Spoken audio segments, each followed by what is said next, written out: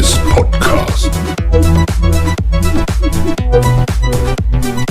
Hello and welcome back to another episode of Anything Goes with me, Richard C.W. Mason. And tonight I'm joined by Rita Moody, who's going to be talking to me about my music and asking me lots of questions. So welcome everybody, and welcome Rita. Hello, welcome to Richard too. Thank you. Okay, Richard.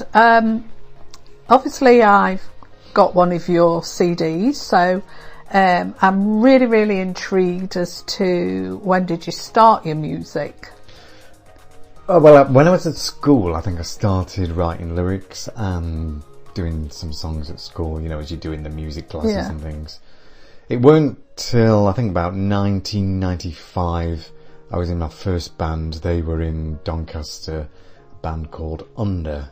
We were a grunge type band, like Nirvana, that sort of music. Really, It wasn't my sort of thing at the time, but it was just like an avenue to go and explore musically. So I enjoyed it. I enjoyed writing I wrote all the lyrics, I was the lead singer. We had a guitarist, a keyboard player, a drummer, and a bass guitarist. The keyboard player didn't last long, and we just ended up with, you know, the guitars and the drums. We'd recorded some songs, which I'm going to actually upload to my YouTube very soon. They're not very good quality because they're like on tape, you know, the old cassette tape. So I'm going to upload some of them. I'm going to try and just edit them and get them to sound a bit better through my studio.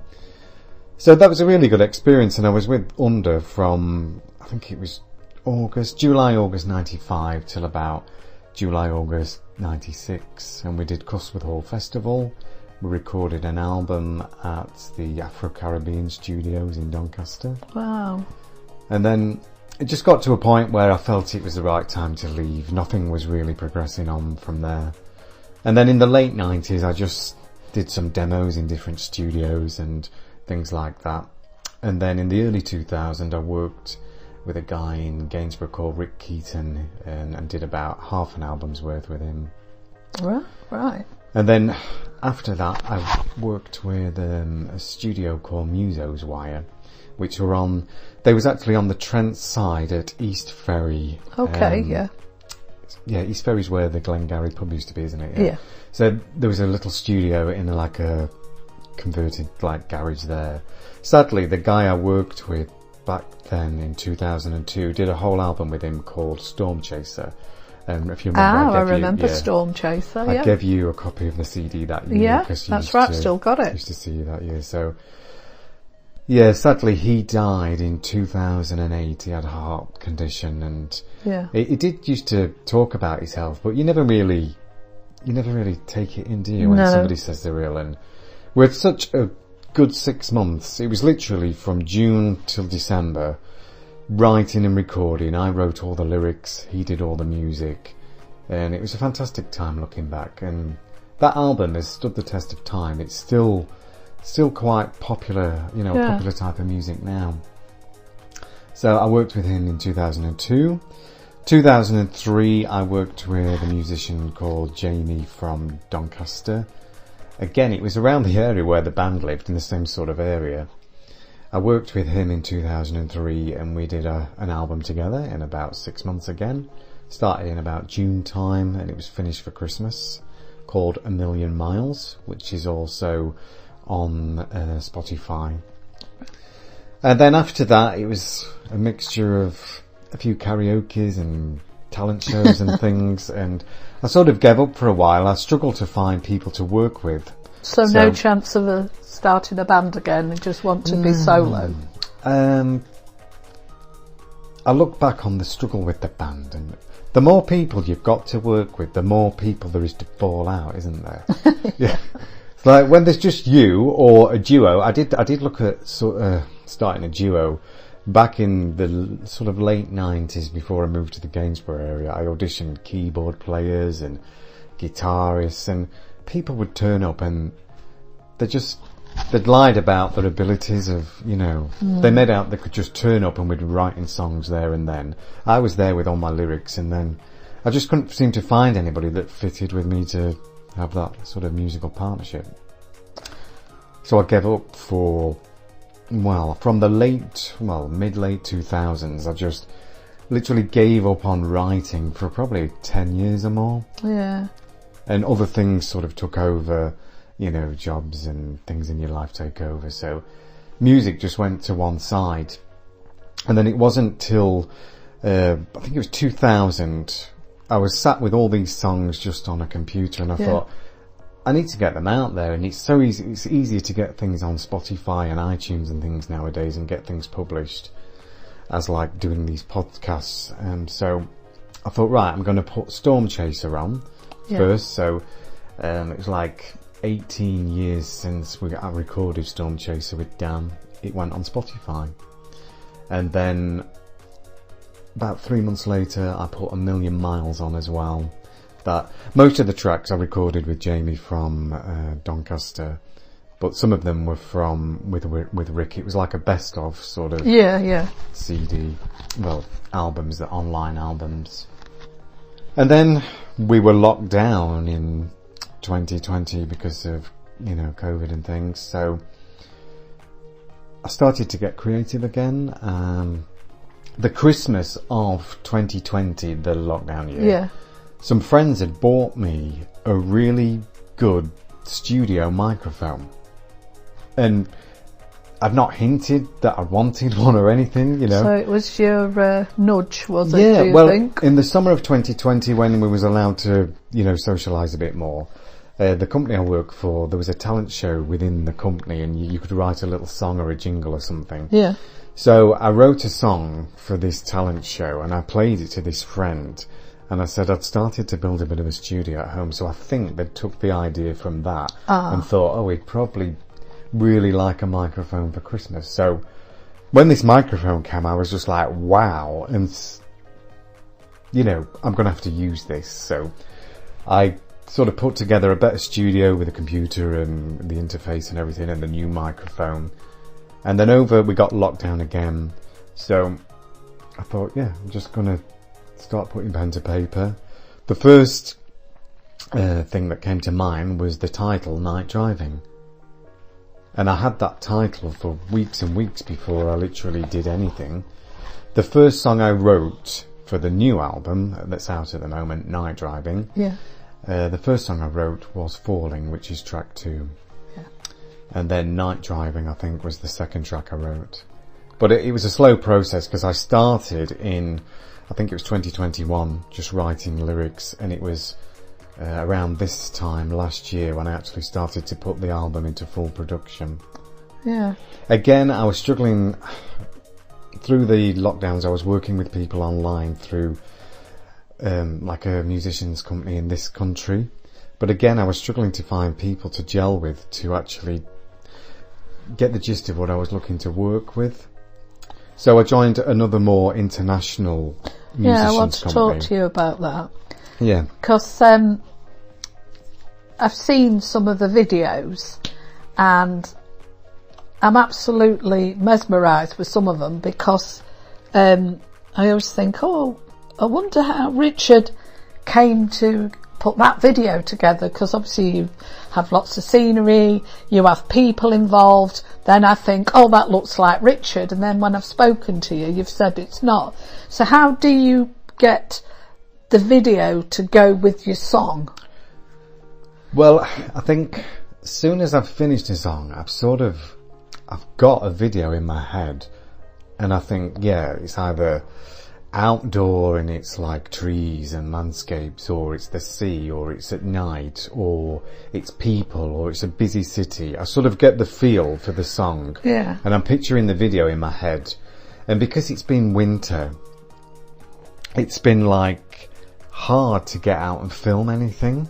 It's like, where can you go and film that's nice at this time of year? It's like, there's like the seaside and stuff, but it's cold and it's dull most days, and the amount of rain we get in the UK, it's not ideal to be filming videos. So I started to just research and Google copyright-free video footage. So I found various websites where you can just download copyright-free footage And you don't even have to give them credit. You can if you want to, and you can send them tips for their videos and things.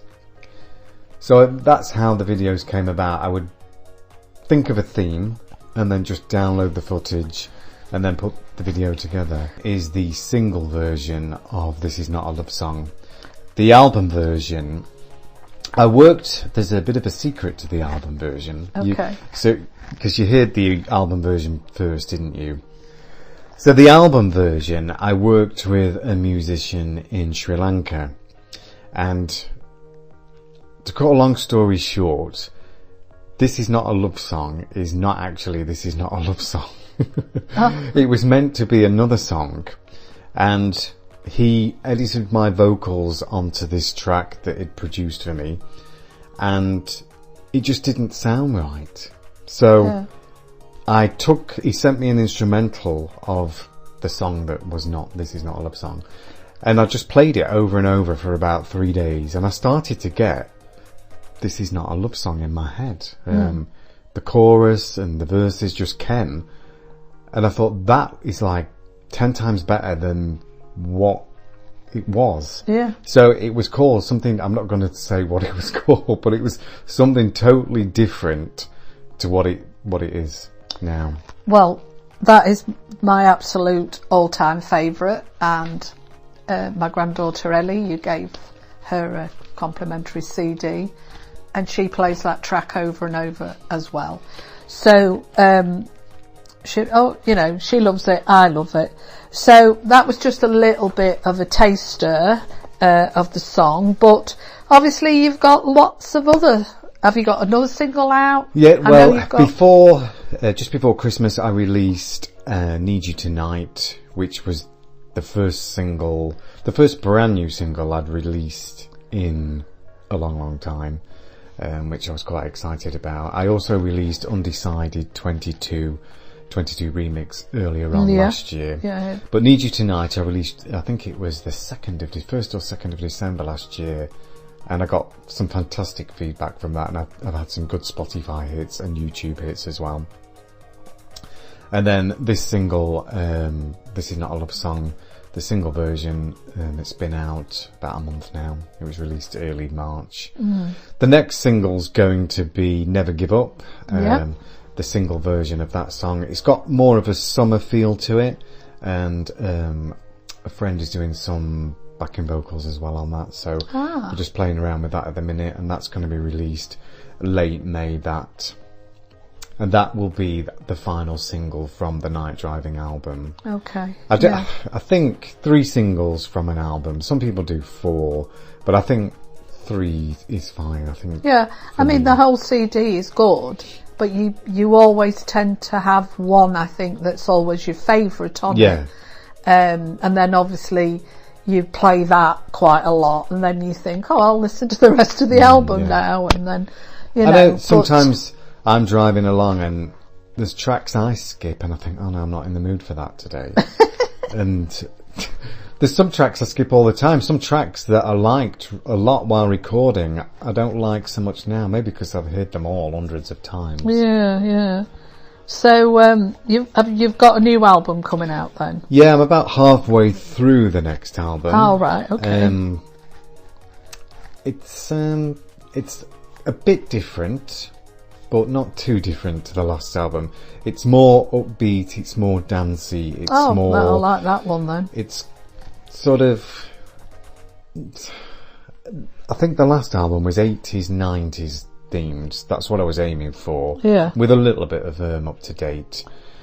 This album's late 90s into the 2000s up to date. I wouldn't say it sounds 80s, although possibly one of the tracks might be a bit 80s, but I think it's more sort of 90s to update, to up to date sort of music. That one. I'd like sort of upbeat and dancey type music. It's sort of upbeat but with a melody and passion, and it makes you think. I like to make music where you remember it and you get something from it. So is any of your music related to anything in your life, or is it just stuff that comes into your mind and you think, I'll elaborate from that? I've been asked this before, and I think with every musician, you draw from your own experiences and you also draw from others.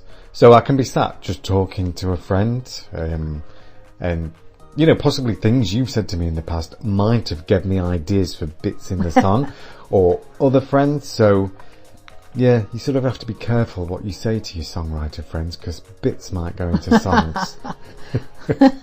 So yeah, I look forward to hearing about me then. I would say it's like 50-50.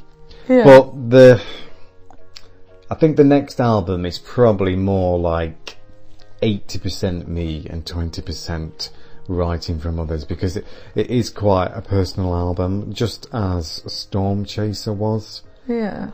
But yeah, it's gonna be, I don't know, I think at release time I'm gonna be... So this stage you're at with it all, are you quite proud of yourself, would you say? Yeah, with how much you've achieved, sort of stopping and starting, and now you're just going for it. So to go like over 10 years or more without recording a song, you know, I did record some cover versions and things, but to go, so it's probably going on 15 years, and I just thought I'd never do any recording ever again. I'd sort of put it to one side.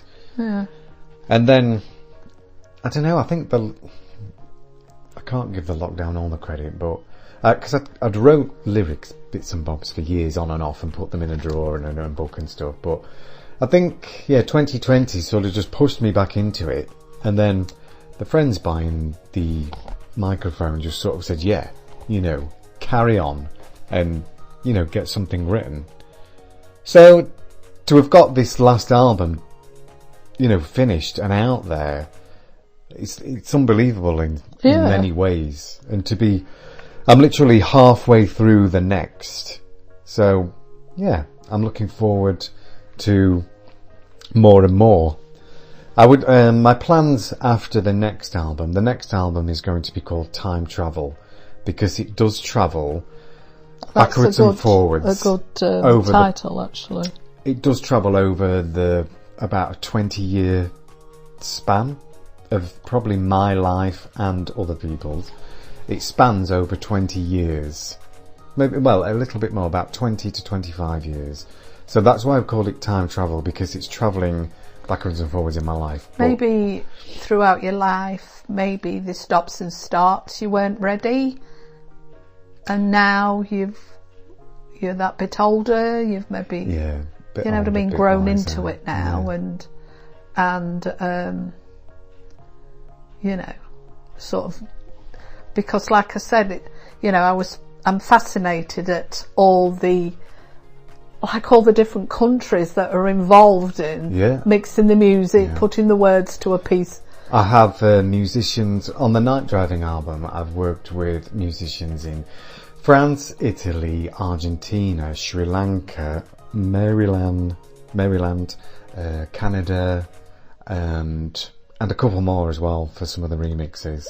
So I worked with about... It's incredible, isn't it? Because you just presume you're either sat in a studio, you know what I mean, or sat in your back bedroom. Worked with at least sort of 10 to 12 musicians to get that last album where it was. And I start with a song by switching the computer on, loading everything up, loading the studio program up, and then I'll just go looking through the beats. Now the beats and samples, I use all the copyright free ones, so I start layering them up, and then you put a beat, and then you put some loops and samples, and then I listen to it and I think, and I just listen for a tune, and then I start singing, and probably start humming a tune, and then I start putting words in. Then I get a bit of a 4-minute track, listen to it, go back and think, them lyrics are rubbish, I'm going to rewrite them. So I rewrite the lyrics, just get like a demo, and then I send it to one of my musician friends wherever in the world and say, can you enhance this? And then, do you know, I've been really lucky, because 9 times out of 10 they send me it back and I'm like, oh, wow, I love it. So do you use different different recording studios for different types of music? Yes, well, different people. The different producers, like for this next album, they're quite Europop, sort of dancey, you know, sort of clubby, sort of. That's what I'm using for this album. The last album, I worked with various musicians, and as you can see, there's different sounds on it, from guitar to sort of poppy stuff. And I think I just like the variety, rather than an album just to be like all guitar tracks and all sound the same. To have I know what you mean. To have an upbeat song and then like something a bit moody, where this next album is going to be. It's going to be a similar sound, but it's going to be it's got its ups and downs. So, yeah, I'm enjoying the process, and I just look forward to them sending me back what they've done. Obviously, they send me it back, and then I have to re-record the vocals, because sometimes I'm recording the vocals at like 11:30 at night, just before I go to bed, or you know, first thing in the morning, and I'm rushing them. So I record all the vocals yet again when they come back to me, and then I'm not keen on editing vocals and getting them to sound right and stuff. I can never do it. So I send them to a friend in Argentina, and he mixes all my vocals for me. And it can take him 2 weeks to do, you know, 2 or 3 songs. So do you ever speak to these people on the telephone, or? Yeah, with Skype and Messenger and sort things. Of Zoom, so I speak to them like that. So you've sort of seen, kind of met them through the Skype or the Zoom. Like a couple of them have said, you know, you're welcome to come over to the studio, but it's just like getting to Argentina and Maryland and places like that, you know. Well, maybe that could be your on your bucket list. Yeah, go and record an album in person with one of the musicians. Yeah, I mean that would. If we can come up with these songs long distance, what can you come up with? Yeah, you know, in person. That's why I said, have you ever? So, yeah, I just love the whole process of writing and recording.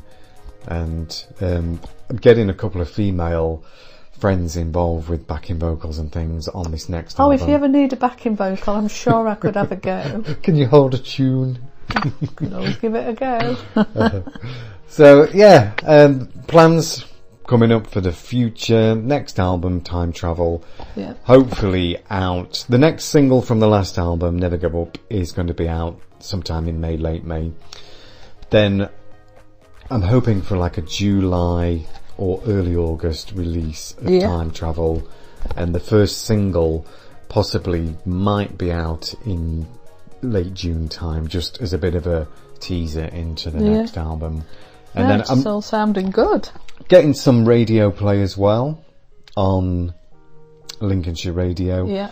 On the Introducing Lincolnshire, which is really good. I've been played on there 7 times now. Yeah. They've played Never Give Up, the album version. They've played that. I think they've played it about 5 or 6 times now.